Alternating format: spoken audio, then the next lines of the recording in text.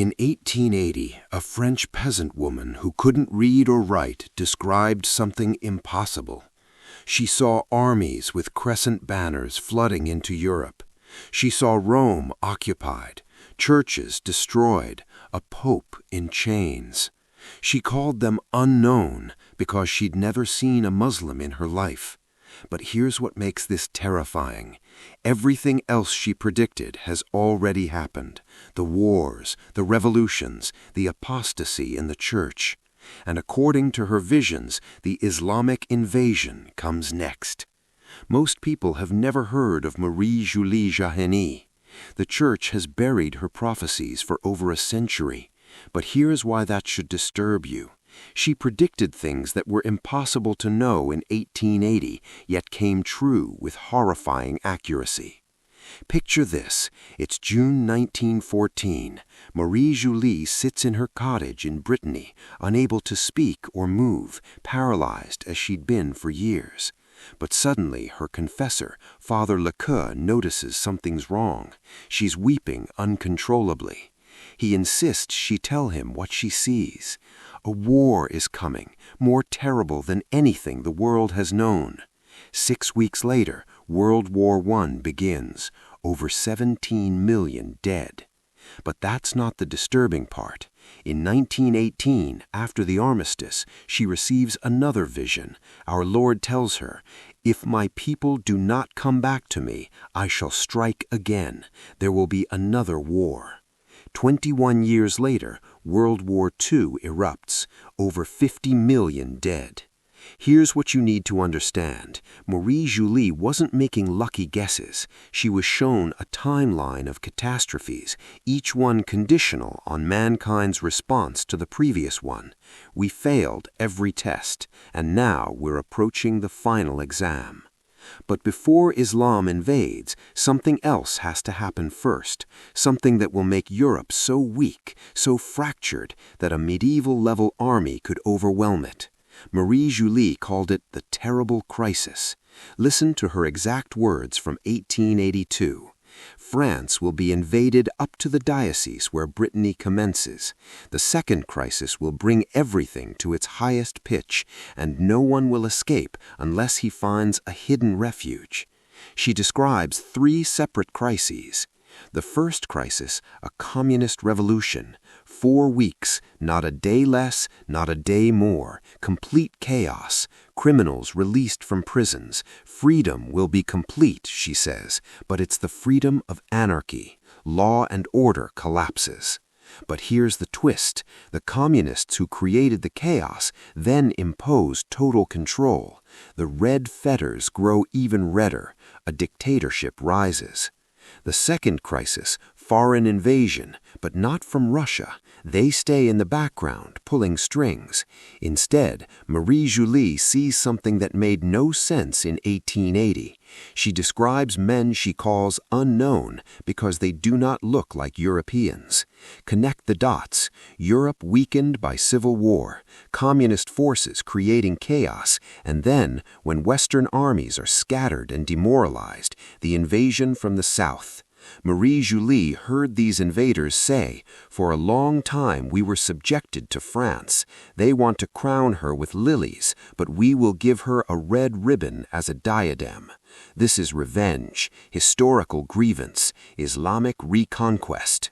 But the worst atrocity doesn't happen in France, it happens in the Eternal City, and what they do to the Pope will shock you.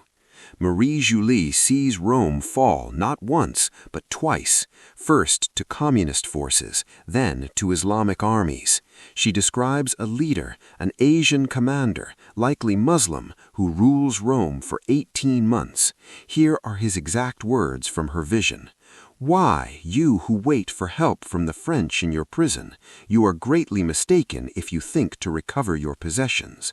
Oh, if I could only enter this city with my followers, I would promptly close the eyes of the one who is the head of this religion. I would trample him underfoot, and we would all dance as at a great feast. The Pope imprisoned, not in exile, churches systematically destroyed, St. Peter's Basilica, the heart of Catholicism for 2,000 years, desecrated." She sees this clearly. A terrible fighting in the eternal city will last 5 months without any worsening of the consequences of it, which will be sad even unto death. 5 months of brutal occupation, priests hunted, the faithful martyred. Here's what makes this militarily plausible. The Arabs wouldn't stand a chance against a unified Europe. Marie-Julie knew this. She explicitly states the Arabs would have no chance to invade Europe if Europe had not been first brought to its knees by civil war and revolution. First the internal collapse, then the external invasion. It's the same pattern as the fall of Rome in 410 AD, internal decay, then barbarian conquest.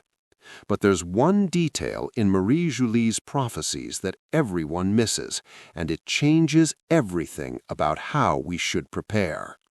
While France burns and Rome falls, one region remains completely protected: Brittany. Our Lord tells Marie-Julie, "Brittany, you have been marked with 3 secrets which I gave to my Immaculate Mother. Be ready to receive them. You will rise like a powerful army as soon as the unclean feet of the impious come to desecrate your faith. You will be strong enough to protect your boundaries." Why Brittany? Because they remained faithful. During the French Revolution, Breton peasants rose up to defend the church and the king. They were crushed. 6,000 died, but their faithfulness was remembered in heaven. Marie-Julie is told that certain places will be supernaturally protected. You will be, as it were, protected by an iron grating. No one will be able to cross over your boundaries. Here's the principle. God protects the faithful remnant, not the compromised, not the lukewarm, not those who accommodated with evil. The protected zones aren't chosen by military strategy, they're chosen by spiritual fidelity. That should terrify modern Christians who think they can blend in, stay silent, and survive what's coming. But if you think this ends with Islamic occupation and communist victory, you haven't understood the prophecy. Because what happens next is the most shocking part. Just when all seems lost, when the communists control the governments, when Islamic armies occupy Rome, when the church appears completely destroyed, something breaks. Not a human army, not a political movement, an act of God. Marie-Julie describes it. "I shall come over the sinful world in a frightful rumbling of thunder during a very cold winter night.